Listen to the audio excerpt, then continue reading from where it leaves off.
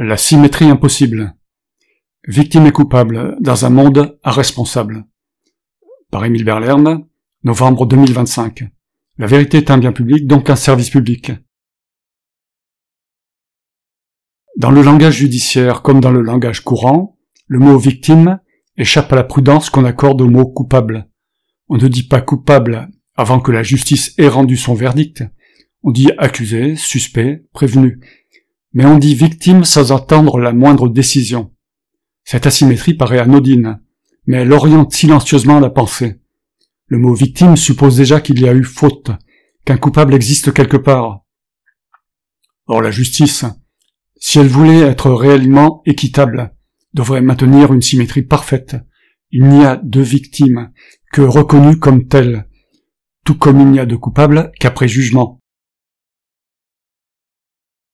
Une personne peut bien sûr se sentir victime d'un acte subi, d'une parole, d'un abus, mais ce sentiment, aussi réel soit-il pour la conscience, ne constitue pas une vérité judiciaire. Il n'y a encore, pour la loi, qu'un accusé potentiel et une victime potentielle. Deux êtres encore innocents, l'un de culpabilité, l'autre de victimité. La justice n'a pas pour mission de croire, mais de vérifier. Elle ne juge pas les émotions, elle examine les preuves. C'est pourquoi, si le mot victime est maintenu avant le jugement, la balance de la justice s'incline déjà. Cependant, la difficulté ne tient pas seulement au langage, elle révèle une contradiction plus profonde entre trois plans, le réel, le vécu et le juridique. Un être peut être victime d'une inondation, d'un éboulement, d'un accident. La victimité est alors visible, indiscutable. Mais lorsqu'il s'agit d'un acte humain, sans témoin, sans preuve, la victime se sait victime, tandis que la justice ne peut la reconnaître victime. L'expérience intime existe dans le cerveau, mais la société ne valide que ce qu'elle peut constater. Entre le vécu et la loi, il y a tout l'écart qui sépare la douleur de sa preuve. Le principe d'irresponsabilité éclaire cette dissymétrie. Si personne n'est véritablement responsable, ni de ses causes, ni de son existence, alors il n'y a en réalité ni coupable ni innocent au sens moral. Mais dans la logique juridique de notre époque, puisque chacun est contraint d'exister, chacun devrait être considéré comme innocent, non seulement de culpabilité, mais aussi d'intention. La contrainte initiale et permanente de l'existence implique une innocence permanente. Ainsi, l'être qui subit une agression, comme celui qui la commet, sont, dans une perspective universelle, victimes de la même mécanique causale.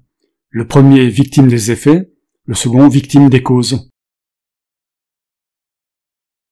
Dans un monde irresponsable, la justice humaine ne peut que tenter de gérer les conséquences, non de punir des fautes qui, au fond, n'existent pas. Elle devrait reconnaître que toute rétribution, pour l'un comme pour l'autre, n'est qu'un ajustement pratique, pas une vengeance morale. Le mot victime gagnerait alors à retrouver son sens le plus neutre, celui d'un être atteint par un événement, qu'il soit naturel ou humain. Et le mot coupable, s'il doit persister, à n'être qu'un repère technique, non une condamnation ontologique. Car dans l'univers, nul n'est coupable d'exister, nul n'est coupable d'agir, nul n'est coupable de subir. Tous sont pris dans la même loi de contrainte, et c'est peut-être là la seule justice véritable. Reconnaître que la victime et le coupable ne sont, en dernière analyse, que deux aspects d'une même innocence. Note finale sur le principe d'irresponsabilité. Pour moi, selon le principe d'irresponsabilité de l'univers, personne n'est ni coupable, ni innocent, ni simplement punissable, puisque personne n'est responsable.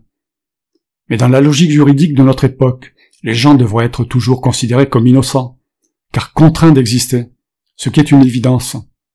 La science, la philosophie, le commun des mortels sont capables de le comprendre. Cette vérité fondamentale devra être reconnue par la justice. La contrainte initiale d'exister, d'ailleurs également permanente, implique l'innocence permanente. Fin, par Émile Berlern. L'obligation d'exister implique l'innocence d'exister en permanence, ce qui est vrai pour les moutons comme pour les loups. Les liens vers mes articles dans Google Drive, en français, anglais, espagnol et chinois, sont dans la présentation. Pour que la notion d'innocence d'exister se répande, abonnez-vous, commentez et likez, et encore merci.